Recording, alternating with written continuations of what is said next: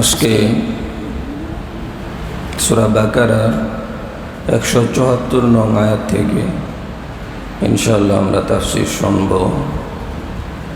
আল্লাহ সুবহানাহু ওয়া তাআলা বলছেন, ইন্নাল্লাযীনা ইয়াকতুমুনা মা আনজালাল্লাহু মিনাল কিতাব, যারা আল্লাহর কিতাবের মধ্যে যা কিছু নাজিল হয়েছে তা গোপন করে। আল্লাহ তাআলা আসমানে যত কিতাব নাজিল করছেন,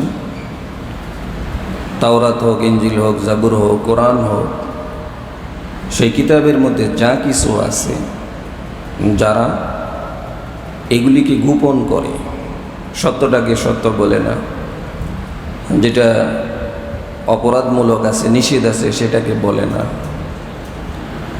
গোপন করে। ওয়াশতারুনা বিহি সামানান কালিলা, কেন গোপন করে?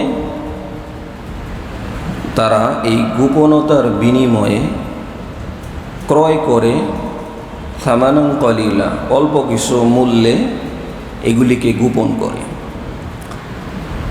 বিধান আসছে যে ফাঁসির বিধান, হত্যার বিধান, ঘুষের বিধান, সুদের বিধান, দুর্নীতির বিধান, বিভিন্ন বিধান আসছে। তো কিছু টাকা পয়সা দিয়ে বললো যে নেন, এগুলি বইলেন না, এগুলি গোপন রাখেন। উলাইকা মা ইয়াকুলুনা ফি বুতুনিহিম, এই যে টাকাটা নিল, সেই টাকাটা কেমন, এটা আল্লাহ তাআলা বলতেছেন যে গোপন যে রাখলো, সত্যকে গোপন রাখলো, কোরআনের মধ্যে যা আসছে তা বললো না, তাওরাতের মধ্যে যা আসছে তা বললো না, অর্থাৎ আমার স্বার্থের বিরুদ্ধে যেটা আছে সেটাকে গোপন রাখলো, বলল না। যারা বলল না তারা কি করলো? অল্প টাকার বিনিময়ে তারা ক্রয় করলো। কি ক্রয় করলো? উলাইকা মা ইয়াকুলুনা ফি বুতুনিহিম ইল্লান নার, তারা খেলো, তাদের পেটের ভিতরে শুধুমাত্র আগুনই ঢুকাইলো, আর কিছু না। এই যে গোপন রাখার বিনিময়ে অল্প যেই টাকাটা আসলো, এটা মূলত টাকা খাওয়া না, এই টাকা দিয়ে ইলিশ মাছ খাওয়া না, এই টাকা আগুন খাওয়া, এই টাকা দিয়ে গোশত খাওয়া না, এই টাকা দিয়ে আগুন খাওয়া, এই টাকা দিয়ে বাড়ি করা না, এই টাকা দিয়ে আগুন খাওয়া। আল্লাহ তাআলা এটাই বলতেছেন, ফি বুতুনিহিম, বাতনুন মানে পেট, নিহিম মানে তাদের পেট, তাদের পেটের মধ্যে ঢুকাইলো ইল্লান নার, আগুন ছাড়া আর কিছু না। নার মানে আগুন আমরা জানি, ইল্লা মানে কিন্তু, তবে, শুধুমাত্র আগুনটাই ঢুকাইলো। আর কি শাস্তি তাদের? ওয়ালা ইউকাল্লিমুহুমুল্লাহ, আল্লাহ তাআলা তাদের সাথে কথা বলবেন না। হাসরের মাঠে তাদের সাথে আল্লাহ তাআলা কথা বলবেন না, ফিরাও তাকাবেন না। ওয়ালা ইউযাক্কিহিম, এবং তাদেরকে আল্লাহ তাআলা পবিত্র করবেন না। এগুলি হলো তাদের শাস্তি। ওয়ালাহুম আযাবুন আলীম, তাদের জন্য রয়েছে যন্ত্রণাদায়ক শাস্তি। এটা বললাম তর্জমা, অনুবাদ, যে যারা আল্লাহর কিতাবের মধ্যে যা কিছু আছে এগুলিকে যারা গোপন করবে,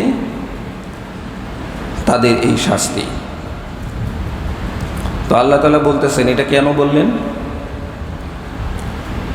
যে পূর্বে ইন্নামা হাররামা আলাইকুমুল মাইতা, তোমার যে জন্য হারাম করা হয়েছে মৃত জন্তু, রক্ত এবং শূকর, এবং আল্লাহর নাম ব্যতীত অন্য কোনো নামে জবাইকৃত কোনো পশু, পাখি পশু, এগুলির হারাম করা হয়েছে। আরও বিভিন্ন বিধান তোমাদের জন্য হারাম করা হয়েছে। তো এগুলি তারা গোপন রাখত। শুধুমাত্র এগুলি না, বিভিন্ন বিষয় গোপন রাখত। কেন গোপন রাখত? শানে নজুল হচ্ছে যে কাব ইবনে আশরাফ এবং কাব ইবনে আসাদ নামে তারা ইহুদিদের পণ্ডিত ছিল। তাদের কাছে নিম্নবর্তী যারা ইহুদি ছিল, তারা বিভিন্ন মাসালা জিজ্ঞেস করত। এখন যেরকম আমাদের কাছে অনেকেই মাসালা জিজ্ঞেস করেন, বিধান জিজ্ঞেস করেন, এটা কি হালাল কিনা, হারাম কিনা, এটা জায়েজ কিনা, না জায়েজ কিনা, এগুলি যেরকম জিজ্ঞেস করেন। তো ইহুদিরা এই পণ্ডিতদের কাছে, ইহুদি আলেম ছিল তারা, তাদের কাছে বিভিন্ন বিষয় জিজ্ঞেস করত। তো জিজ্ঞেস করার মাধ্যমে তারা বিভিন্ন হাদিয়া পেত। তো যখন রসুলের কথা তাওরাতের মধ্যে আসছে, তো তখন তারা এটাকে গোপন করলো। এবং রসুল সম্পর্কে যখন অনেকে জিজ্ঞেস করলো যে তাওরাতে কি রসুলের কথা আছে কি না, তো তখন এই ইহুদিরা, পণ্ডিতরা, ইহুদি আলেমরা তারা এটাকে গোপন করলো, গোপন রাখতো যে না, রসুলের নামে রসুলের কোনো কথাই তাওরাতের মধ্যে আসে নাই, এবং রসুলের কোনো গুণাগুণের কথা তাওরাতের মধ্যে আসে নাই। কেন এটা বলল? যে যদি বলে যে রসুলের কথা তাওরাতের মধ্যে আসছে, তার মানে রসুল সত্য রসুল। তো যখন রসুল সত্য রসুল, তিনি বিশ্ব নবী, তো তখন তো তাদের কাছে মাসালা জিজ্ঞেস করবে না, তাদের কাছে সমাধান নিতে যাবে না, তাদেরকে লিডার মানবে না। তখন তো রসুলকে সবাই লিডার মানবে, রসুলের কাছে মাসালা জিজ্ঞেস করবে, রসুলের কাছে সমাধান চাইবে, রসুলের কাছে নেতৃত্ব চলে আসবে। এই জন্য তারা বলতো যে না, রসুলের কোনো কথাই তাওরাতের মধ্যে আসে নাই। এটাকে তারা গোপন করত। কিসের বিনিময়ে? ওই যে আশা যে কিছু টাকা পয়সা পাবো, যদি বলে দিই তাহলে তো এই টাকা পয়সাগুলো পাবো না, এই জন্যে তারা গোপন করত। তা আমরা এর আগেও আয়াতের মধ্যে দেখছি যে কোরআন বিক্রি করা। আসলে কোরআন বিক্রি করা মানে কি? কোরআন হাদিস বিক্রি করা, এটার মানে কি? এটার মানে হচ্ছে এটাই, কোরআনের মধ্যে আছে একভাবে, আমি ভয়ের কারণে, লোভের কারণে, টাকার কারণে, চাকরির কারণে, যে কোনো কারণে সেটাকে আমি পাল্টাইয়া অন্যভাবে বললাম, এটা হলো কোরআন বিক্রি করা। কিন্তু কোরআন পড়িয়ে টাকা নেওয়া, এটাকে কোরআন বিক্রি করার কথা বলা হয় নাই। এক সাহাবী আসছে যে হুজুর, আমি যে বিবাহ করব, মোহরের ব্যাপার তো কোনো ব্যবস্থা নাই। তো বলছে তুমি কোরআনের কিছু জানো না? কয় হ্যাঁ জানি তো, কিছু সূরা টুরা পারি। তো বলছে তোমার স্ত্রীকে কিছু সূরা শিখিয়ে দিবে, এইটাই তোমার জন্য মোহর আদায় হয়ে যাবে। এখন যদি এটা যদি বিক্রি করা অবৈধ হতো, তা রসুল কি এটা বলতেন? এটা তো কোরআনের টাকার বিনিময়ে, অর্থাৎ যেখানে 10,000 টাকা দিতে হবে সেখানে কিছু সূরা শিখিয়ে দিলে তো সম্পূর্ণ জায়েজ। তো এগুলি নিয়েই হচ্ছে যারা মানে মসজিদ মাদ্রাসা চায় না, ইসলাম চায় না, তাদের সবচেয়ে বড় প্রশ্ন হচ্ছে এই জায়গায়।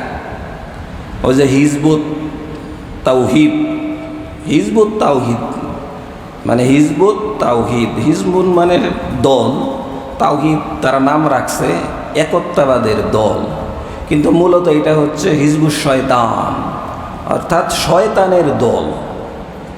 এটা আল্লাহর দল না, এটা হচ্ছে ডাইরেক্ট শয়তানের দল।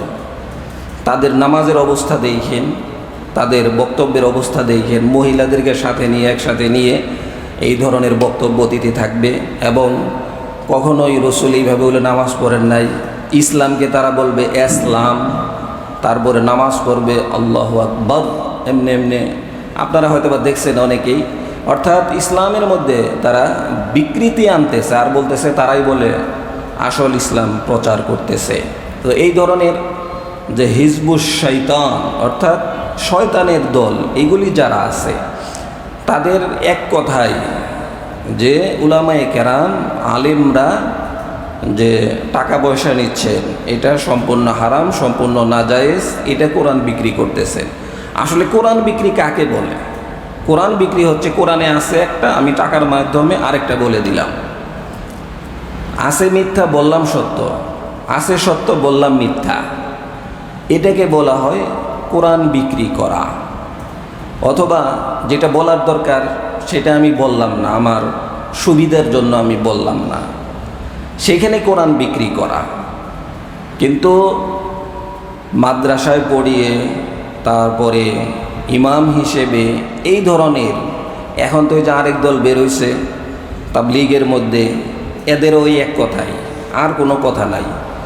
তাদের এই সমস্ত এগুলির সব রসুনের গোড়া একটা, এদের গোড়া একটাই, সেটি হচ্ছে ইহুদিদের, তারা ইহুদিদের দ্বারা পরিচালিত হয়। তাদের কারণ হচ্ছে যে এই পৃথিবী থেকে যাতে উলামায়ে কেরাম না থাকে, উলামায়ে কেরাম না থাকলে সত্যের কথা কে বলবে? তাহলে তাদের চুরি করতে সুবিধা, যে কোনো অন্যায় কাজ করতে সুবিধা, এই জন্যে তারা এটার পিছনে লাগছে। যখন আপনি এই সমস্ত সেক্টর থেকে সকল ধরনের হাদিয়া, সকল ধরনের ইনকাম বন্ধ হয়ে যাবে, তখন এই সেক্টরে লোক আসবে না। এই সেক্টরে যখন লোক আসবে না, তখন এই সেক্টরগুলি তখন খালি পড়ে থাকবে। তখন মসজিদে কেউ নাই, ওয়াজে কেউ নাই, খুতবা দেনেওয়ালা কেউ থাকবে না, মাদ্রাসায় পড়ানেওয়ালা কেউ থাকবে না। তো এতে করে কী হবে? ইসলামের গোড়ায় আঘাত করা। আগামী 10 বছর 50 বছর পরে দেখা যাবে যে ইসলাম শিখানেওয়ালা কেউ থাকবে না। বুয়েট যদি 20 বছর বন্ধ থাকে তাহলে কোনো ইঞ্জিনিয়ার বের হবে না। যদি মেডিকেল কলেজ বন্ধ থাকে 20 বছর, কোনো ডাক্তার বের হবে না। ডাক্তার না বেরোলেও কোনো সমস্যা নাই, ইঞ্জিনিয়ার না বেরোলেও কোনো সমস্যা নাই, আমাদের বিল্ডিং না হলেও কোনো সমস্যা নাই। কিন্তু এমনিভাবে যদি 50 বছর 20 বছর মাদ্রাসা বন্ধ থাকে তাহলে আলেম কই থেকে বের হবে, হাফেজ কই থেকে বের হবে, তারাবি কই থেকে পড়ব, কার পিছে নামাজ পড়ব? তাদের কথা হলো যে এখানে যারা আছে তাদের মধ্যে একজন ইমামতি করলেই বলে হইল। ধরেন এই মসজিদের কথা, আরও মসজিদ যেগুলি আছে, যেগুলি আছে এই সমস্ত আশেপাশে মসজিদ, এখানে যা হোক এখন একজন নামাজ পড়াইলেন, তো 5 জনে কানাকানি শুরু করব, কার পিছে নামাজ পড়লাম। এরপরে সকালে আবার কানাকানি শুরু হয়ে যাবে, আমি তো যোগ্য আসলে নামাজ পড়ানোর, সে নামাজ পড়াইছে। আবার জোহরের সময় আরেকজনকে দিবেন, তার ব্যাপারেও এই ধরনের কথা শুরু হবে, সে টাইম মতো আসবেও না। তো এই সব মিলে একটা বিশৃঙ্খলা হবে কি হবে না? নিশ্চিত বিশৃঙ্খলা হবে। এটা সব মসজিদেই, ইমাম নাই, একটা বিশৃঙ্খলা। এখন তো এই যে ওয়াক্ত মতো সময় মতো একজনের পিছনে তাকে মেনে আমরা নামাজ পড়তেছি, তার ব্যাপারে কোনো কিলোকাল নেই, নামাজ পড়তেছি। এটাকে কিভাবে বন্ধ করে দেওয়া যায়? এই যে ঐক্য, এই যে একতা মুসলমানদের একসাথে নামাজ, যখন এতগুলি মানুষকে ইহুদি খ্রিস্টানরা একসাথে দেখে তখন ওদের মাথা গরম হয়ে যায় যে আমরা চাইতেছি এদের মধ্যে ফাটল সৃষ্টি করতে, আর তারা দেখি এক হয়ে যাইতেছে। তো এই জন্যে তারা এটাকে বন্ধ করতে চায়, এই জন্যে তারা মাদ্রাসাকে বন্ধ করতে চায়, মসজিদকে বন্ধ করতে চায়। যারা এই ধরনের কথা বলে তারা নিজেদের সন্তানদেরকে ডাক্তার, ইঞ্জিনিয়ার, জেনারেল লাইনে পড়ানো বাদ দিয়ে আলেম বানাক, আলেম বানিয়ে বিভিন্ন মসজিদে দিয়ে দেখ যে তুমি 1 টাকাও নেবে না, করো। এগুলি তো খবর নাই। যারাই কথা বলে, যারাই সমস্ত বক্তৃতা দেয়, তাদের একজনের সন্তানকেও মাদ্রাসায় দেয় না। তাহলে শয়তানি কয় নাম্বারের? নিজেদের সন্তানকে মাদ্রাসায় দিবে না, কারণ জানে যে হেরে যদি আমি মাদ্রাসায় দিই এত ফ্রি নামাজ পড়াইতে হইব, কারণ আমি তো এই ফ্রির বক্তা, আমি তো ফ্রির প্রবক্তা। তাহলে তো আমার সন্তানরে আমি মসজিদে যাই, মাদ্রাসায় যাই, যেখানেই দেই ফ্রি পড়াইতে হবে, তা আমার সমস্যা। এই জন্য নিজেরটা দিবে না, এই জন্য অন্যকে বলে আপনারা কেন ফ্রি করান না। এগুলি হচ্ছে ইহুদিদের চক্রান্ত, যাতে করে এই আলেম সমাজকে, মাদ্রাসা মসজিদ চিরতরে বন্ধ হয়ে যায়। এটা হলো মূলে আঘাত করা এটা। তো যাই হোক, তারা বলতে চায় যে অল্প মূল্যে তোমরা কোরআন বিক্রি করো না, তারা এইটাকে আনতে চায়। কিন্তু মূলত হচ্ছে অল্প মূল্যে তোমরা কোরআন বিক্রি করো না, তার অর্থ হচ্ছে কোরআনের মধ্যে যা আছে সেটাকে গোপন করো না, কোরআনের মধ্যে যেটা সত্য আছে সেটাকে সত্য হিসেবেই প্রকাশ করো, মিথ্যাভাবে প্রকাশ করো না। আর কোরআনের মধ্যে যেটা মিথ্যা আছে সেটাকে সত্যভাবে প্রকাশ করো না, যেটা অন্যায় আছে অন্যায়ভাবেই প্রকাশ করো, যেটা ন্যায় আছে ন্যায়ের মতো করেই প্রকাশ করো। এই ব্যাপারে বলা হয়েছে। তো ইহুদিদের ব্যাপারে বলা হয়েছে, এমনকি এখনও এটা যেহেতু কিয়ামত পর্যন্ত এই আয়াত থাকবে, তার মানে শুধু ইহুদিদেরকে বলা হয় নাই, কিয়ামত পর্যন্ত যারাই কোরআন হাদিসের ধারক বাহক হবেন তাদেরকেই এই কথা বলা হয়েছে যে যারাই কোরআন হাদিসের ধারক বাহক হবে তাদেরকে এই সত্য তুলে ধরতে হবে। জানের হুমকি আসবে, মালের হুমকি আসবে, টাকার হুমকি আসবে, সব কিছুই আসতে পারে, কিন্তু সত্যটা তুলে ধরতে হবে। তো আমরা তো হইলাম আসলে ঠেকছি, উলামায়ে কেরাম ঠেকছে, ঠকে নাই। ঠেকছি মানে কি? ঠেকছি হইল আমাকে বলতেই হবে, আমার চাকরি থাকলেও বলতে হবে, আমার জান গেলেও বলতে হবে, মানুষ আমার উপরে অসন্তুষ্ট হলেও আলেমদেরকে বলতেই হবে। এই জন্য আমি ঠেকে গেছি। আর আমি যদি না বলি তাহলে আল্লাহর তরফ থেকে আযাব আসবে। তাহলে কোন জায়গায় আছি? না এধার না উধার, বলতেই হবে। আর আমরা যারা আলেম হইনি তারা ঠকছি, ঠকা এটার ফিরা আসে না, ঠকছে তো ঠকছেই। আর ঠেকছে এটা পার হওয়া যায়। তো যাই হোক, বলতেছিলাম যে ইহুদি আলেমরা এই কাজ করতো এবং কিয়ামত পর্যন্ত যারা এই ধরনের কাজ করবে। এখনও আমাদের দেশে অনেক নামধারী আলেম আছে, নামধারী সুন্নি আছে, যারা সত্যকে গোপন করে, আসল কথা বলে না। তার বয়ানে আসল কথা নাই, ইচ্ছা কাহিনী, গল্প গুজব, হাসি তামাশা, অর্থাৎ সবাই যাতে একদম সন্তুষ্ট থাকে এই ধরনের কথা সে বলবে, সত্য কথা সহজে প্রকাশ করবে না। তাদের ব্যাপারে আল্লাহ বলছেন তারা কিনলো অল্প মূল্যে, কি কিনলো? তাদের পেটের মধ্যে আগুন ঢুকাইল। ওয়ালা ইউকাল্লিমুহুমুল্লাহু ইয়াউমাল কিয়ামাহ, যে আল্লাহ তাআলা তাদের সাথে কিয়ামতের মাঠে কথা বলবেন না, এত রাগ হবে। পেটের মধ্যে আগুন ঢুকানো, এটা হচ্ছে যারা এইভাবে ইনকাম করবে এরা পেটের ভিতরে আগুন ঢুকাইছে, এই এক শ্রেণীর লোক। 2 নম্বর হচ্ছে যারা ইয়াতিমদের সম্পদ, বাতিজার সম্পদ মেরে দিল, ইয়াতিম অন্যান্য আত্মীয় স্বজন যারা আছে এদের সম্পদ মেরে দিল। এতিমের সম্পদ যেখান থেকে যেই মারুক সেও নিজের পেটের ভিতরে আগুনই ঢুকাইল, জাহান্নামের আগুন ঢুকাইল। এই 2 শ্রেণী। 3য় শ্রেণী হচ্ছে যারা স্বর্ণের পাত্রের মধ্যে খাবার খায়, স্বর্ণ ব্যবহার করে, এরাও নিজেদের পেটের ভিতরে আগুন ঢুকাইল। স্বর্ণের পাত্র ব্যবহার করা জায়েজ আছে? স্বর্ণের আংটি, স্বর্ণের চেন, তো অনেক পুরুষদেরকে আমরা দেখি যে স্বর্ণের চেন ব্যবহার করে, স্বর্ণের আংটি ব্যবহার করে। তারপরে বিয়ের যাত্রী গেলে তো প্রথমেই শাশুড়ি হোক, অমুক হোক, তমুক হোক, মানে আমাদের যে কি অবস্থা, ইসলাম না জানলে যে অবস্থা। একটা গেট সাজানো হবে, সেইখানে এক দফা ঝগড়া যা হওয়ার দরকার সেখানে এক দফা আগেই হয়ে যাবে, মানে খাওয়ার আগেই, মিষ্টি খাওয়ানোর আগেই, শরবত খাওয়ানোর আগেই অনেক পেরেশানি করে গেছে। এখন দেখলো গেট, আর ভিতরে ঢুকতে দেয় না। আর এতদিন পর্যন্ত কথাবার্তা, বিয়ের আঞ্জাম, বিয়ের ব্যবস্থাপনা, আজকে আমরা মেহমান, তারা মেজবান, কিন্তু মেহমানরে ঘরের ভিতরে ঢুকতে দেয় না, এমন গেট সাজাইছে যে আর ঢুকতে দেওয়া হবে না। এইবার 50,000, 1 লাখ গেট সাজাইছে। মুরব্বীরা বলে যে পোলা পান্ডা করছে, আমরা কিছুই জানি না। এদিক দিয়ে ঝগড়া চলতেছে, এদিক দিয়ে খাবার ঠান্ডা, মুরব্বীরা পেরেশান, এই যে একটা চলতেছে। অনেক জায়গাতে আছে এই গেট ধরার কারণে, এদের মধ্যে বনাবনি না হওয়ার কারণে তোর বিয়েই করবো না, এখানে চল যাইয়া, এরকম ঘটনাও ঘটছে, আছে। তো যাই হোক, এরপরে রফা দফা হইল, 50,000-এর জায়গায় 20,000, 10,000, এগুলি হওয়ার পরে এখন শরবত খাওয়াইব, মিষ্টি খাওয়াইব। এরপরে শাশুড়ি হোক, যেই হোক, সে আইসা স্বর্ণের একটা আংটি পরায় দিবে ছেলের হাতে। আপনারা পড়ছেন তো নাকি? তো যাই হোক, হয়তো বা না বুঝে পড়ছি আমরা, কিন্তু এই যে স্বর্ণের আংটি, আচ্ছা সোনা যেহেতু দিছে আপনি নিতে পারেন, যে দেন আমার হাতে দেন, পকেটে রাইখা দেন, পকেটে রাইখে এটা বিক্রি করেন, যা কিছু করেন, সমস্যা নাই, কিন্তু আপনি এটা ব্যবহার করতে পারবেন না, চেনও ব্যবহার করতে পারবেন না। কিন্তু যারা শৌখিনতার কারণে এই যে সমস্ত এগুলি ব্যবহার করে, এটা হারাম, চরম পর্যায়ের হারাম। তো এই জন্য আমরা এটা করব না। তো আল্লাহ তাআলা বলতেছেন যে এই 3 আইটেমের লোক, 3 শ্রেণীর লোক, তারা তাদের পেটের মধ্যে আগুন ঢোকায়। এক হইল যারা সত্য অসত্যের বিনিময়ে কোরআন বিক্রি করে গোপন করার মাধ্যমে। 2 নম্বর হচ্ছে যারা ইয়াতিমদের সম্পদ আত্মসাৎ করে এবং যারা স্বর্ণের পেয়ালায় পান করে খায়।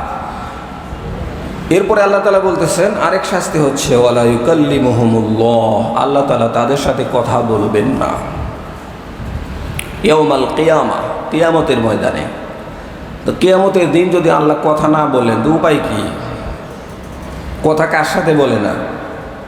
চরম ঝগড়া, তার সাথে না, তার দিকে আমি তাকাবই না, তার সাথে কথা তো দূরের কথা, তার সাথে কথা বলবো না, তার মানে তাকে তওবা করার সুযোগও আমি দিব না।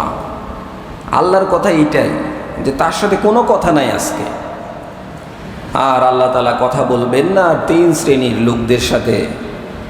1 নম্বর হচ্ছে বয়োবৃদ্ধ ব্যভিচারী, বুড়া হওয়ার পরেও যারা ব্যভিচার করে, জিনা করে, এদের দিকে আল্লাহ তাকাবেন না, এদের কোনো কথা শুনবেন না, এদেরকে আল্লাহ তাআলা পবিত্র করবেন না। এক নাম্বার হচ্ছে বয়োবৃদ্ধ ব্যভিচারী, যে বয়স হয়ে গেছে এরপরেও নিজের বউ রাইখে আরেকজনের সাথে টাঙ্কি মারে, আরেকজনের সাথে কথা কয়। এগুলি আছে না নাই আমাদের সমাজে? আছে। বয়স হয়ে গেছে তারপরে ওই কাম করে। নাউজুবিল্লাহ। কে এতই মন চাইলে আল্লাহ তো সুযোগ রাখছেনি যে 4টা পর্যন্ত করতে পারো, কোনো সমস্যা নাই, কিন্তু বৈধভাবে করো, অবৈধভাবে না। তো বয়োবৃদ্ধ ব্যভিচারী তার সাথে আল্লাহ তাআলা কথা বলবেন না, তাকাবেনও না। কথা তো পরে, তাকাবেনও না, এবং তাদেরকে পবিত্রও করবেন না। 2 নাম্বার হচ্ছে মিথ্যাবাদী রাষ্ট্রনায়ক, বাদশাহ, রাষ্ট্রপতি, যারা মিথ্যাচার করে, এদের দিকেও আল্লাহ তাআলা তাকাবেন না, কথা বলবেন না, পবিত্র করবেন না। আমাদের দেশ সহকারে আরও বিভিন্ন জায়গায় সবাই তো আল্লাহর ওলি, একজনেও তো মিছা কথা কয় না, তাই না? এমন কোনো বক্তৃতা নাই, তাদের কথা নাই যেই বক্তৃতার মাঝে মিছা কথা নাই। একদম মিশার ফুল ঝরি ছড়াইতেছে। এই যেটা যেটা করে না সেটা সেটা বলে, যেটা যেটা করছে এটা গোপন রাখে, একদম মিথ্যা কথা বলতেছে। তো তারা কি এগুলি মানে? তারা এগুলি জানে? তারা কিয়ামত কি, আখেরাত কি, এগুলি মানেই না আসলে। তো তাদের দিকে আল্লাহ তাআলা তাকাবেন না, তাদের দিকে ভূক্ষেপ করবেন না, তাদেরকে পবিত্র করবেন না।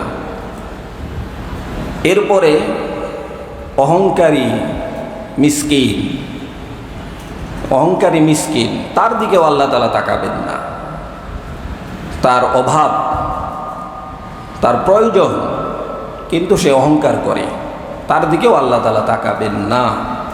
আল্লাহ তাআলা বলতেছেন এরপরে ওয়ালা ইউযাক্কিহিম।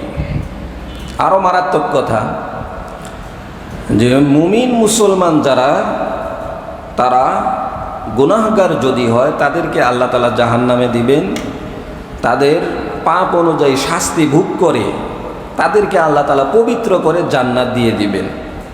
এটাই তো আমাদের ঈমান, ঠিক আছে না? এটাই আমাদের ঈমান। তার মধ্যে যদি ঈমান থাকে, ঈমান থাকার পরে যদি সে পাপ করে, অন্যায় করে, সে দুজকের জাহান্নামের শাস্তি ভোগ করে আবার পবিত্র হয়ে আল্লাহ তাআলা তাকে জান্নাতে নিয়ে আসবেন। কিন্তু এদের ব্যাপারে আল্লাহ তাআলা বলতেছেন ওয়ালা ইউযাক্কিহিম, তাদেরকে আমি পবিত্রও করব না। কত মারাত্মক কথা! কাদেরকে করবেন না?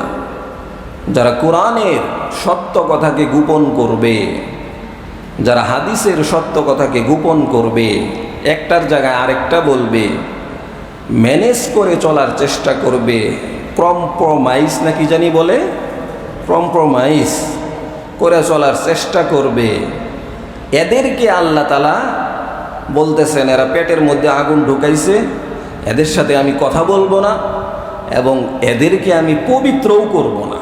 এরা যে জাহান্নামে থাকবে তো থাকবে, থাকবে তো থাকবেই, থাকবেই, পবিত্র করবেন না আল্লাহ তাআলা। ওয়ালাহুম আযাবুন আলীম, তাদের জন্য রয়েছে যন্ত্রণাদায়ক শাস্তি, মারাত্মক শাস্তি। তো এই জন্য সত্য কথা সত্য হিসেবেই বলতে হবে, কোনো কিছুকেই গোপন করা যাবে না। আজকে আমরা অনেক বিধান জানি না। এই যে অনেক বিধান জানি না, তার মানে, তার অর্থ কি? তার কারণ হচ্ছে যে আমরা বলি না, এই জন্য আপনারা জানেন না, এবং আমরা নিজেরাও জানার চেষ্টা করি না। অনেকে বলে যে হুজুর এই কথাটা আজকেই প্রথম শুনলাম। এরকম অনেক বিধান রয়েছে যেগুলি আমরা জানি না।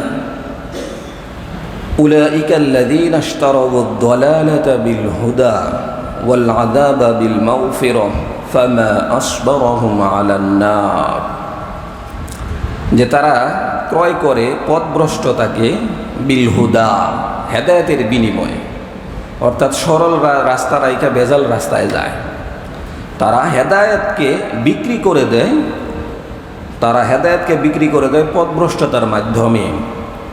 অর্থাৎ হেদায়েত প্রাপ্ত হওয়ার পরেও তারা পথভ্রষ্ট হয়ে যায়, এই যে এই সমস্ত কারণে, গোপন করার কারণে। ওয়াল আযাবা বিল মাগফিরাহ, এবং ক্ষমার জায়গায় তারা আযাব নিয়ে আসে। যেখানে আল্লাহ তাআলা ক্ষমা করার কথা, সেই জায়গায় এই কাজগুলি করার কারণে তাদের উপরে আযাব পতিত হয়। কারণ হবেই, ফামা আসবরহুম আলান নার, আর তারা আগুনের উপরে বসবাস করবে এই জন্য সে ধৈর্যশীল হয়ে গেছে,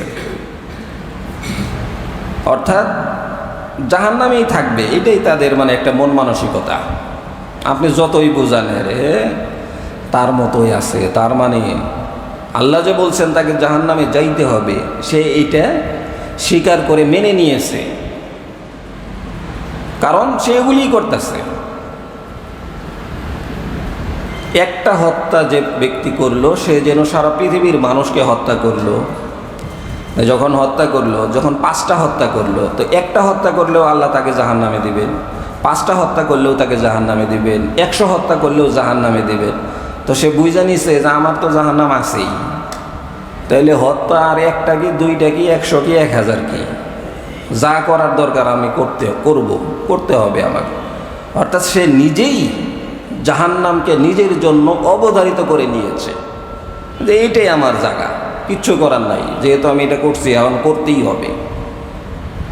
এই জন্য যে আসলে আমরা আখেরাত এগুলি আসলে আমরা মানতে চাই না, যদিও মুখে বলি যে আখেরাতের উপরে যদি বিশ্বাস থাকে, জাহান্নাম আছে, জান্নাত আছে, আল্লাহর শাস্তি আছে, সেই জায়গায় একটা মানুষ কেমনে অপরাধ করে।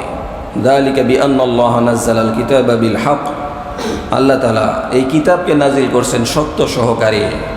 ওয়া ইন্নাল্লাযীনা ইখতালাফু ফিল কিতাবি লাফি শিকাকিম বাঈদ, আর নিশ্চয় যারা এই কিতাবের মধ্যে ইখতিলাফ করে, কিতাবের মধ্যে মতনৈক্য করে, নিজেদের মধ্যে মতনৈক্য তৈরি করে, লাফি শিকাকিম বাঈদ, তারা এই কাজটা করে জিদের কারণে করে,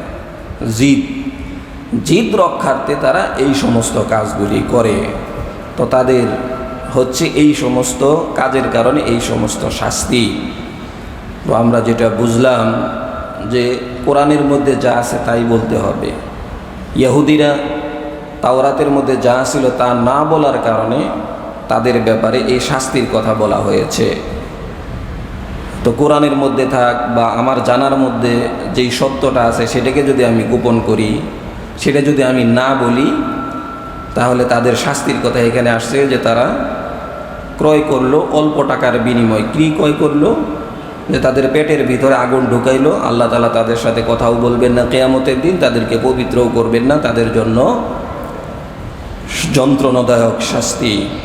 এবং তারা পথভ্রষ্টতাকে ক্রয় করে বিল হুদা, হেদায়েতের বিনিময়ে, অর্থাৎ হেদায়েতকে বাদ দিয়ে তারা পথভ্রষ্টতাকে ক্রয় করে। ওয়াল আযাবা বিল মাগফিরা, এবং আযাবকে তারা নিয়ে নেয় নিজেদের জন্য ক্ষমার জায়গা। যেখানে আল্লাহ ক্ষমা করে দিবেন সেখানে তারা এমন কর্মকাণ্ড করে যার মাধ্যমে আল্লাহ তাআলা তাদেরকে আযাব দিতে বাধ্য, মানে তাদের নিজেদের উপরেই নিজেরা শাস্তি নিয়ে নেয়। ফামা আসবরহুম আলান নার, এবং তারা জাহান্নামের শাস্তির উপরে ধৈর্য ধারণ করে যে এটাই হতে থাক, তারা পাল্টাইতে চায় না। আর আল্লাহ তাআলা বলতেছেন, নিশ্চয় আমি কিতাবকে সত্য সহকারে বর্ণনা করছি, যা কিছু বলছি সত্য সহকারেই বলছি। আর যারা এটাকে মানতে চায় না, মতনৈক্য করে, তারা তাদের জিদের কারণেই এগুলি করে। আল্লাহ তাআলা আমাদের সকলকেই এহেন খারাপ কাজ থেকে বিরত থেকে আল্লাহর হুকুম অনুযায়ী, কিতাবের হুকুম অনুযায়ী, কোরআন অনুযায়ী জিন্দেগি পরিচালনা করার তৌফিক দান করুন। ওয়া আখিরু দাওয়ানা আনিল হামদুলিল্লাহ।